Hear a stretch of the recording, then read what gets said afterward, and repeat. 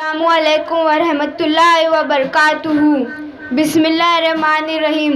اللہم صلی علی سیدنا محمد وعلی آل محمد کما صلیت علی ابراہیم وعلی آل ابراہیم انک حمید مجید۔ اللہم بارک علی محمد وعلی آل محمد کما بارکت علی ابراہیم وعلی آل ابراہیم انک حمید مجید۔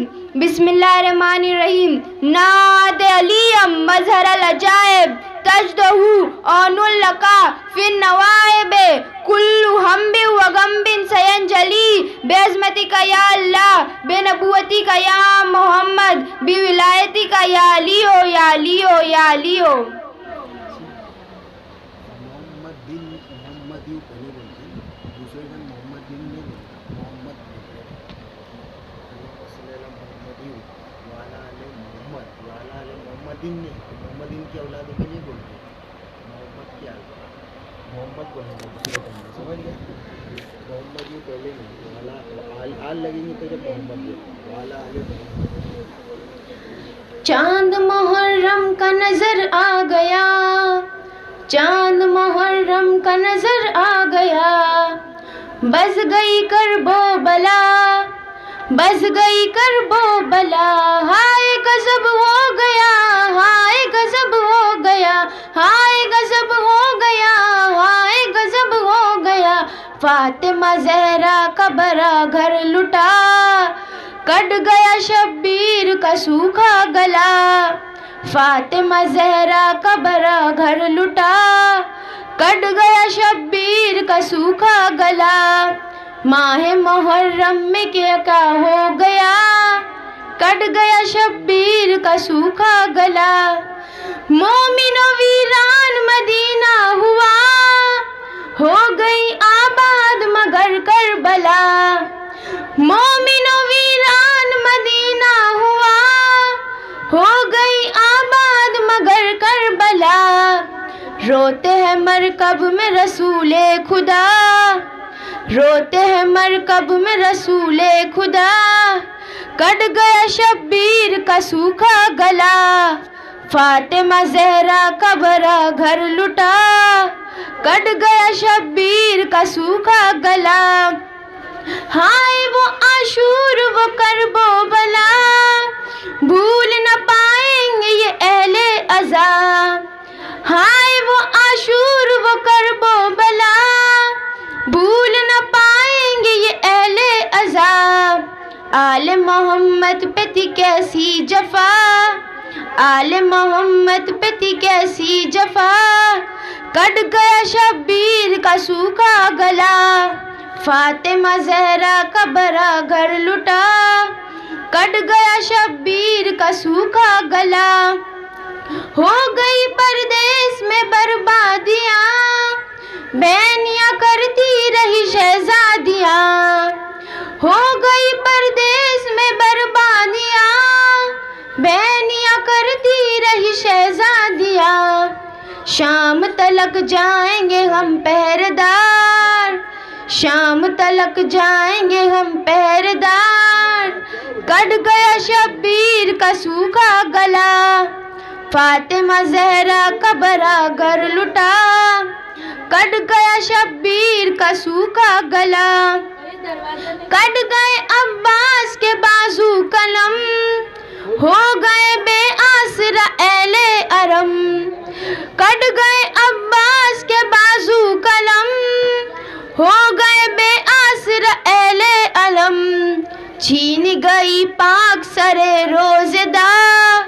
چھین گئی پاک سروں سے ردا، کٹ گیا شبیر کا سوکھا گلا، فاطمہ زہرا کا برا گھر لٹا، کٹ گیا شبیر کا سوکھا گلا، سامنے دریا یوں ہی بہتا رہا، کھمب محمد کا ترستا رہا، سامنے دریا یوں ہی بہتا رہا، کھمب محمد کا ترستا رہا، 3 شب و روز نہ پانی ملا، 3 شب و روز نہ پانی ملا، کٹ گیا شبیر کا سوکھا گلا، فاطمہ زہرا کا برا گھر لٹا، کٹ گیا شبیر کا سوکھا گلا، بہہ گیا جب شاخ پہ شہ کا لہو، گونج رہی تھی یہ صدا یا رسول،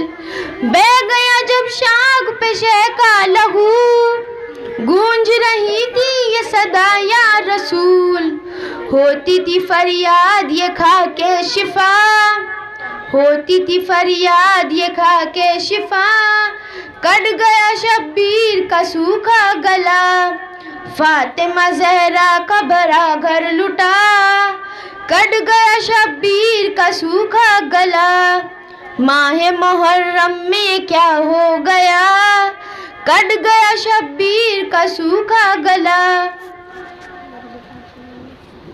درود و پاک پڑھے آپ کی اور آپ کی آل پر۔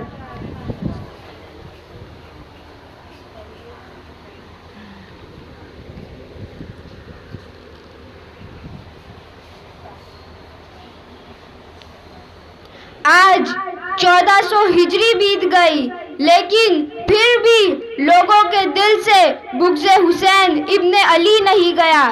غم مت مناؤ، رونا شرک ہے، تعزیہ نکالنا شرک ہے۔ کئی لوگ تو علم دیکھ کے ڈر جاتے ہیں، جہاں علی والا دیکھا نہیں وہاں سے بھاگ جاتے ہیں، کیونکہ انہیں پتا ہے ایک بار علم کے نیچے آ گئے تو علی والے بن جائیں گے۔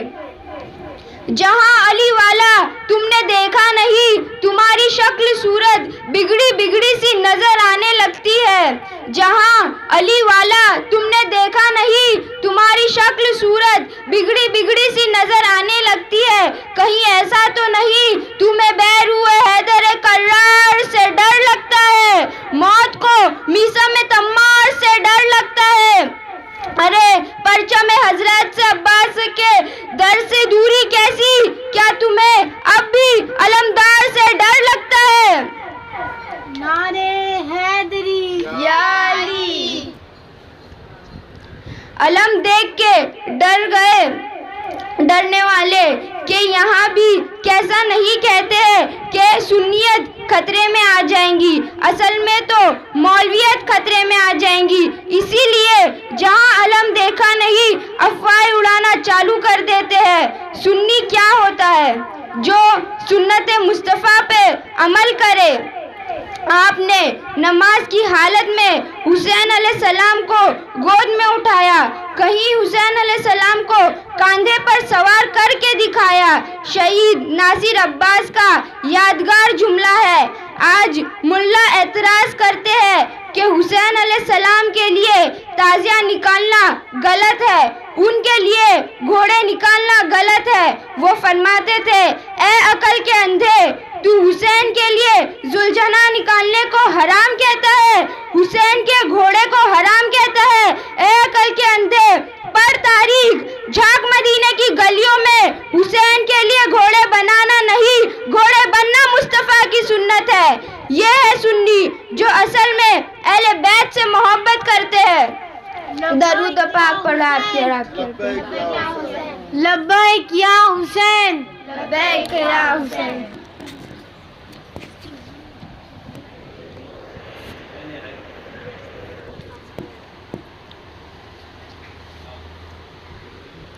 ام الفیل کیا ہے؟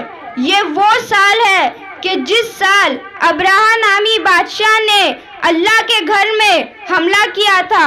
ام الفیل آپ صلی اللہ علیہ وسلم کے پیدائش سے نسبت رکھتا ہے۔ اسی سال کی بات ہے، اس نے ایک الگ کعبہ بنایا تھا۔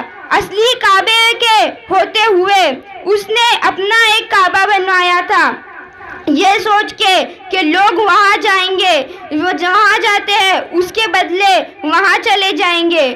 اس کے والے اس کے کعبے کا طواف کرنے لگے، لیکن تعداد صرف اصل والے کی تھی، تو سوچا کیا کیا جائے۔ کسی نے صلاح دی، جب تک اصلی کعبہ ہے تب تک نقلی کی کچھ نہیں، تو معاذ اللہ اصلی کو مٹا دے تو لوگ یہاں آنے لگ جائیں گے۔ تو ابرہہ ساری فوج لے کے آتا ہے ہاتھی وغیرہ سب اپنے ساتھ لاتا ہے. لوگ اپنی اپنی جان بچا کے بھاگنے لگتے ہیں سوائے آپ صلی اللہ علیہ وسلم اور مولا علی کے دادا کے حضرت عبد المطلب. اس وقت آپ کعبے کے محافظ تھے. آپ کے پاس بہت اونٹ تھے جو مکے سرحد کے پاس چرتے تھے. آپ کے پاس اتنے اونٹ تھے کہ ابراہہ کی آدھی فوج آپ کے اونٹوں کو سنبھالنے میں لگ گئی.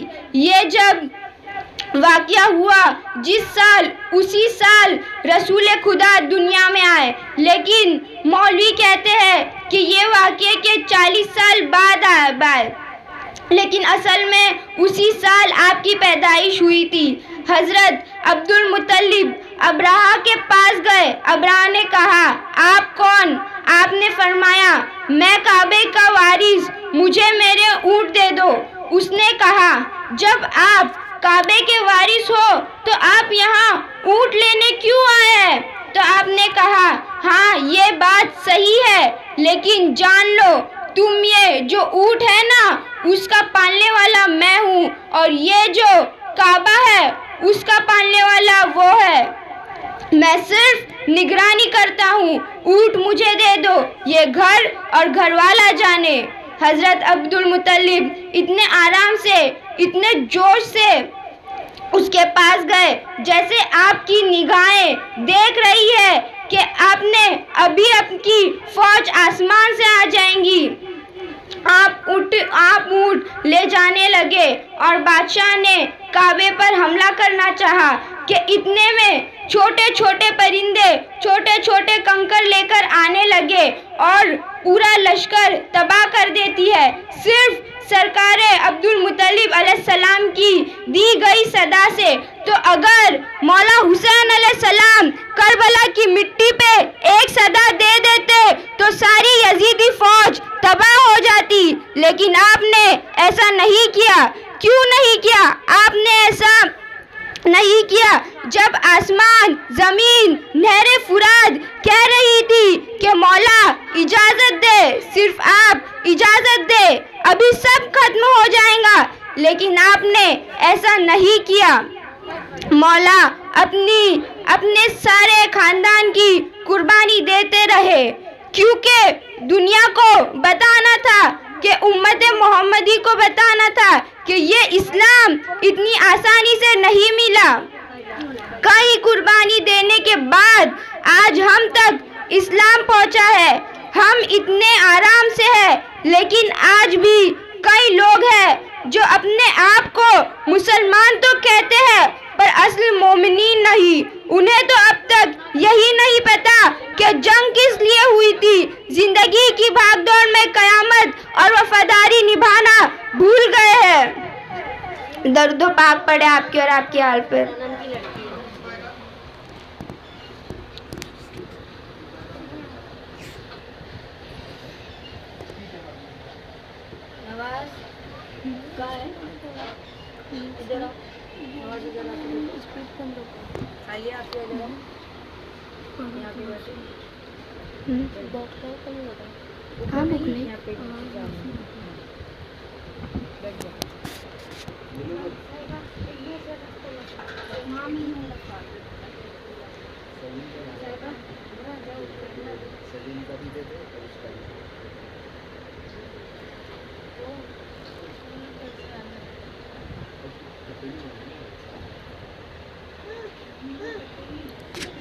عمل فیل پر قرآن میں سورہ بھی ہے، الم ترى کیف فعل ربک فی اصحاب الفیل. میرے رسول اس وقت کو یاد کرو. اب رسول بھی دیکھ رہے ہیں کہ ہمارے دادا بھی ایسے ہیں. اللہ بھی رسول کو یاد کرا رہا ہے کہ اور یاد انہی کو کرایا جاتا ہے جو وہاں پر موجود ہو. اس کا مطلب آپ صلی اللہ علیہ وسلم اس وقت بھی موجود تھے. رسول اللہ کی آمد پر جناب فاطمہ بنت حسد سلام اللہ علیہ، ابو طالب علیہ السلام کی زوجہ، مولا علی کی والدہ، ابھی مولا علی تشریف نہیں لائے تھے. آپ رسول کے 30 سال بعد آئے تھے. تو رسول اللہ کی آمد پر بی بی فاطمہ بنت اسد خوشی خوشی ابو طالب علیہ السلام تک پہنچے کہ اللہ نے آمینہ کے یہاں لال دیا ہے کہ آپ کو مبارک ہو کہ نبی کی آمد ہونے والی ہے. مولوی کہتے ہیں 40 سال بعد نبی آئے تھے، لیکن ام الفیل کے بیوی فاطمہ سلام اللہ بنت اسد آئی تھی نبی کی خوشخبری دینے. رسول خدا کی آمد کی خبر سن کے سرکار ابو طالب علیہ السلام نے فرمایا کہ فاطمہ 30 سال انتظار کر لو، میں تمہیں اسی طرح کے بچے کی خوشخبری دیتا ہوں، بالکل اس کا مثل ہوگا، بس وہ نبی نہیں ہوگا. مولا علی آنے والے ہیں 30 سال بعد اور خوشخبری دی جاتی ہے 30 سال پہلے. ایسا لگتا ہے سرکار ابو طالب علیہ السلام کو بھی غیب جانتے ہیں، جس طرح رسول علیہ السلام بھی غیب جانتے تھے. نعرہ حیدری یا علی، نعرہ حیدری. یا علی. حضرت عمران علیہ السلام یہاں پورا خاندان غیب پتہ چل جاتا ہے کہ کیا ہے، کیا ہونے والا ہے، لیکن اہل بیت کو مانتے نہیں تو کیسے سمجھ آئیں گا؟ جب تک اہل بیت کے آگے سر جھکائیں گے نہیں تب تک سمجھ نہیں آئیں گا کہ علم غیب کیا ہے. یہ ہے علی کے بابا، آپ صلی اللہ علیہ وسلم کے چاچا، آپ کو سنبھالنے والے، نبوت کا اعلان کرنے والے، اسلام کی پہلی دعوت دینے والے، آپ کا نکاح پڑھانے والے، وہ علی کے بابا جو آپ صلی اللہ علیہ وسلم کے محافظ تھے. یہ ہے حضرت عمران عرف ابو طالب علیہ السلام، کافر نہیں، اس اسلام کی بنیاد ہے. آپ صلی اللہ علیہ وسلم نے فرمایا، اے علی تو وہ سب کچھ ہے جو میں ہوں سوائے نبی کے. یا علی دموں کا دمی، جسموں کا جسمی، روح کا روحی، عینوں کا عینی، لسانوں کا لسانی، وجاہوں کا وجاہی. اب رہ ہی کیا گیا؟ نبی کا بدن، علی کا بدن، علی کا بدن، نبی کا بدن، علی کا چہرہ، نبی کا چہرہ، نبی کا چہرہ، علی کا چہرہ، علی کا چہرہ، خدا کا چہرہ. نعرہ حیدری. یا علی. درود و پاک پڑھو آپ کے اور آپ کے آل پر.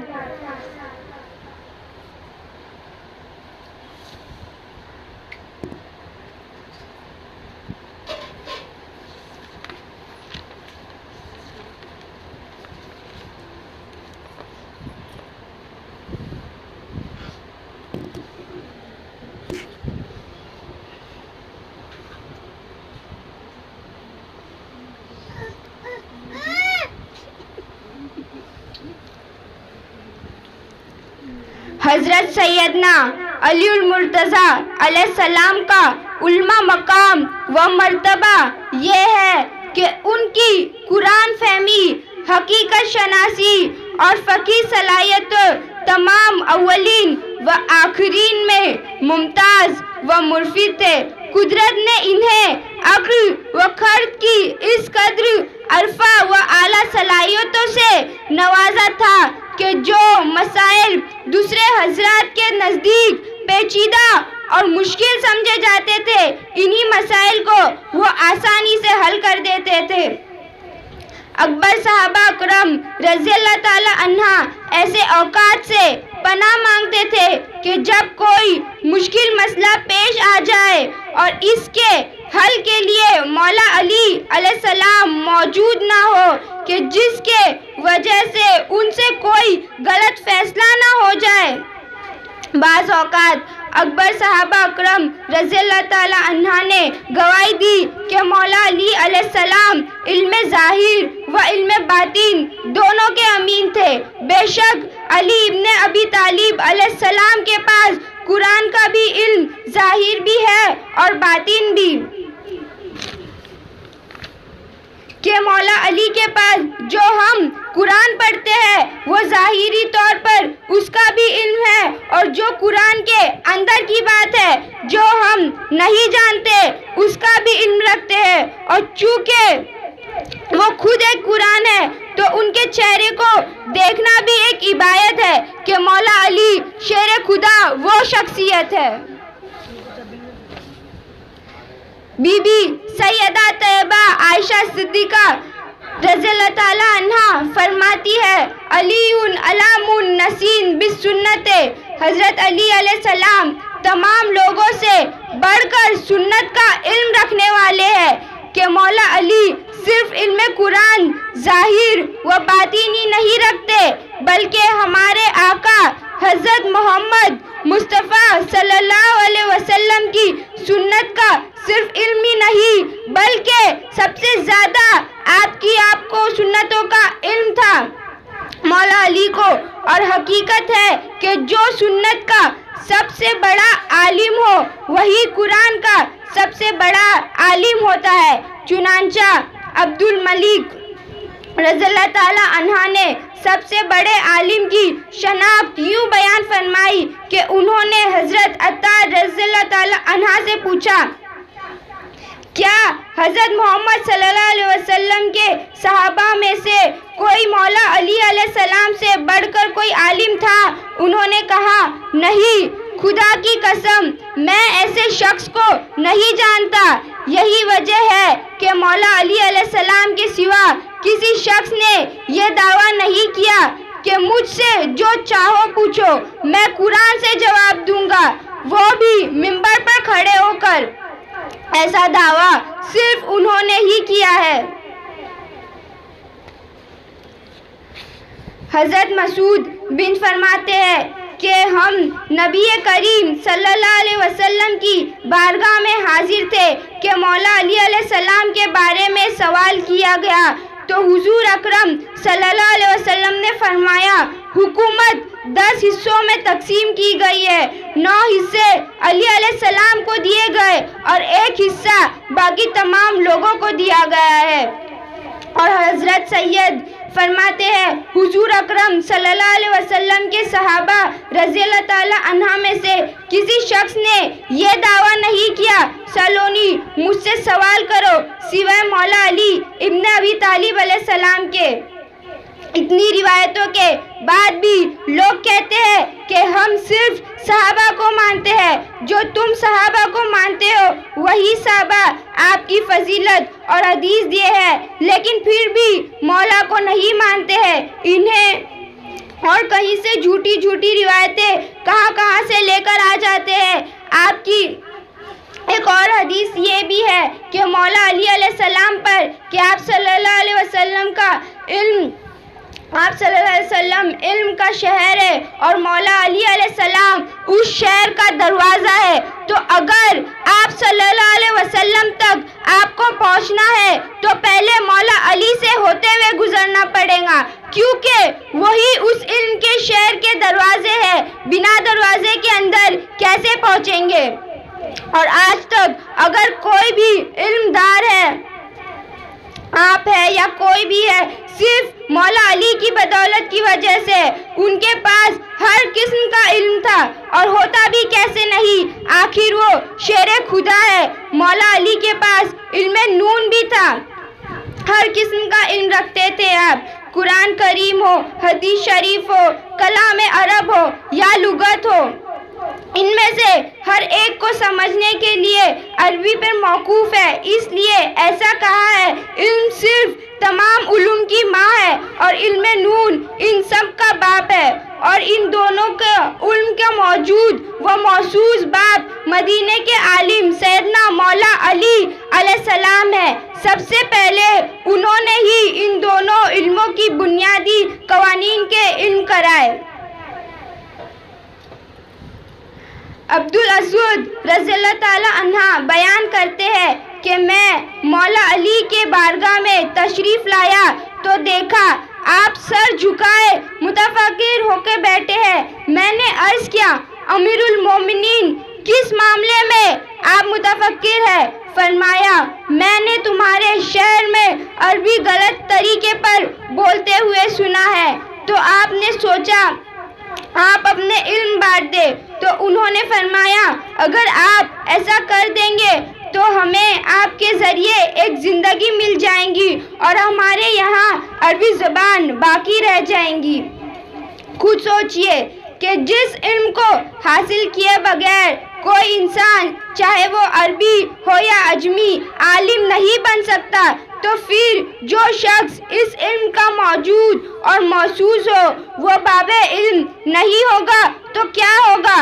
لیکن افسوس لوگ علم کو تو مانتے ہیں لیکن جو ہستی ہے ان علوم کی واضح سنت، ان تمام علوم کا دروازہ انہیں تسلیم نہیں کرتے کہ مولا علی ہی باب علم ہے۔ درود و پاک پڑھے آپ اور آپ کی حال پر۔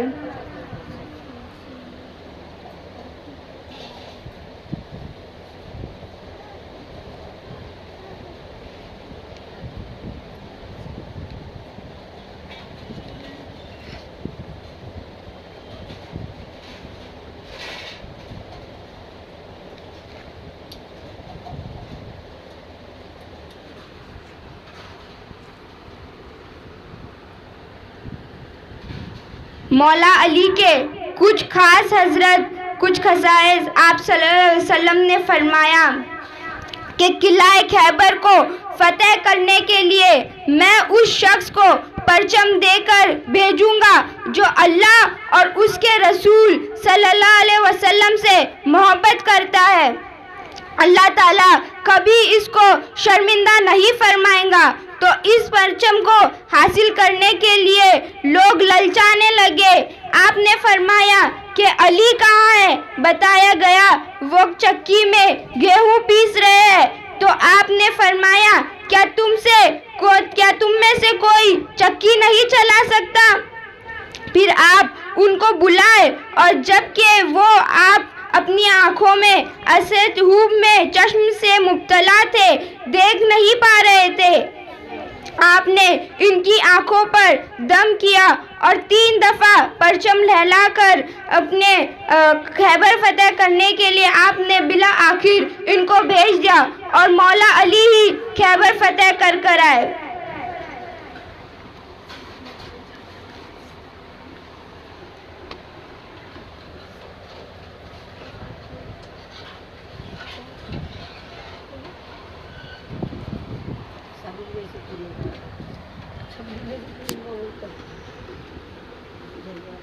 جب امام حسین علیہ السلام اللہ کے گھر میں پناہ لے رہے تھے تو اس وقت کوفے سے ہزاروں خط آ رہے تھے کہ اے نواسہ رسول، ہم آپ کے نانا کی شریعت پر چلنے والے ہیں، اس ظالم بادشاہ سے ہمیں بچائے۔ یزید سر عام شراب پیتا ہے، گناہ کرتا ہے اور یہ کہتا رہتا ہے معاذ اللہ معاذ اللہ، کوئی نبی نہیں آئے تھے، کوئی رسول نہیں تھا، کوئی قرآن نہیں ہے۔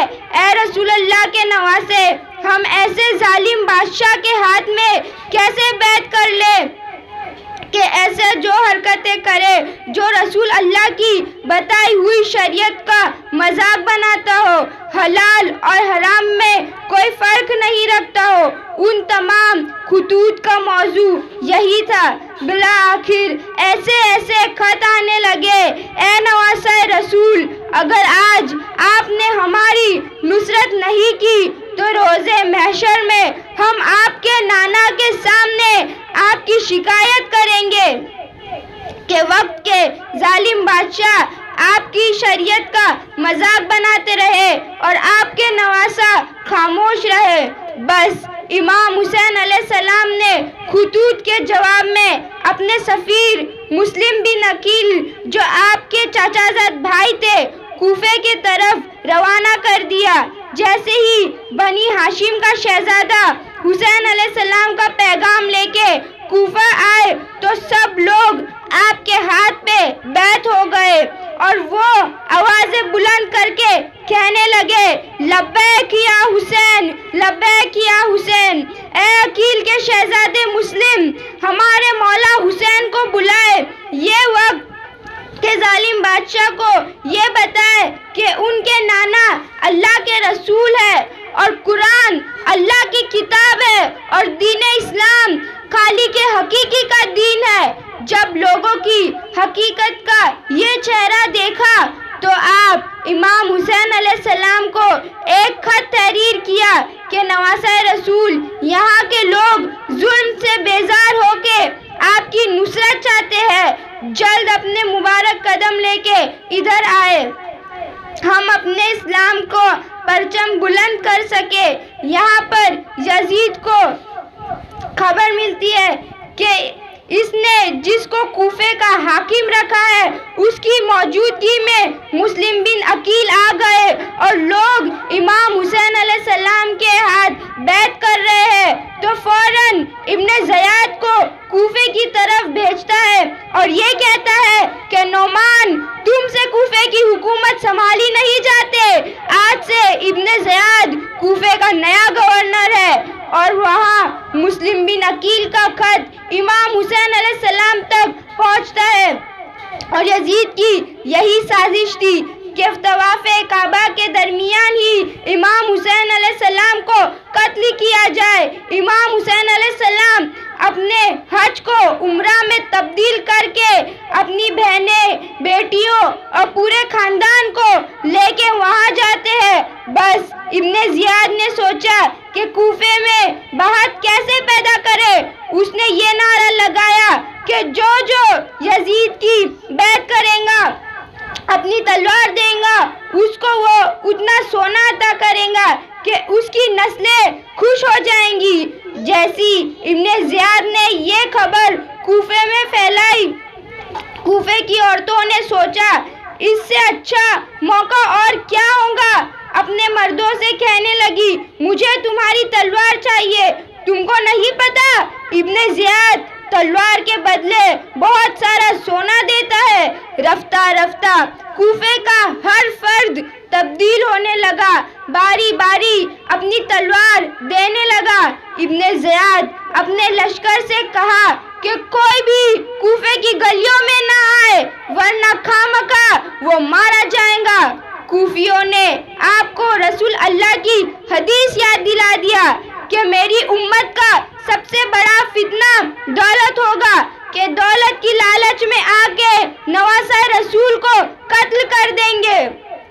سفیر امام مسلم بن عقیل کو ہر ایک شخص رفتہ رفتہ چھوڑتا گیا، یہاں تک کہ آپ نماز کے لیے مسجد آئے، سلام پھیر کے پیچھے دیکھا تو کوئی بھی شخص آپ کے ساتھ نہ تھا۔ نماز ختم کرنے کے بعد آپ تنہا کوفے کی گلیوں میں گھومتے رہے اور کہتے کہاں ہیں وہ لوگ حسین کی نصرت کے لیے خط لکھا کرتے تھے، کہاں ہیں وہ لوگ جو بار بار مجھے کہتے تھے کہ ہمارے مولا حسین کو بلاؤ۔ کوفیوں، میں تو تمہارا مہمان ہوں، میں تو تمہارے بلائے پہ آیا ہوں، مگر افسوس کوفے کا ہر فرد اپنے گھر کے دروازے بند کیے ہوئے تھا۔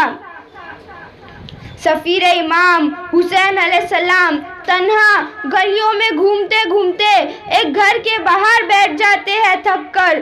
اس گھر میں ایک بوڑھی عورت رہتی تھی۔ اس نے جیسے دیکھا کہ دروازے پہ کوئی بیٹھا ہے تو دروازہ کھول کے کہتی ہے تم کون ہو؟ کیا تمہیں معلوم نہیں کہ ابن زیاد نے کہا ہے کہ جو گھر کے باہر نکلے گا وہ مارا جائے گا؟ مسلم بن عقیل کہنے لگے اے اللہ کی بندی، میرا گھر اس کوفے میں نہیں ہے۔ وہ عورت کہنے لگی کون ہو تم؟ آپ نے فرمانے لگے میں سفیر حسین مسلم بن عقیل ہوں۔ وہ عورت زارو قطار رونے لگی اور فرمانے لگی اے سفیر حسین، آئیے میرے گھر میں۔ وہ مسلم بن عقیل کو مہمان بناتی ہے اور وہاں ابن زیاد نے اعلان کروایا جو مجھے مسلم بن عقیل ڈھونڈ کر دے گا وہ مجھ سے جو مانگے گا میں اس کو وہ دوں گا۔ उस बूढ़ी औरत का एक जुआरी और शराबी बेटा था। वो जब महसूस करता है कि सफ़ीर हुसैन को उसकी माँ ने मेहमान बनाया है तो फौरन जाता है और इब्ने ज़ियाद को ये खबर दे आता है। इब्ने ज़ियाद अपने हज़ारों फौजियों को लेकर उस बूढ़ी औरत के घर भेजता है।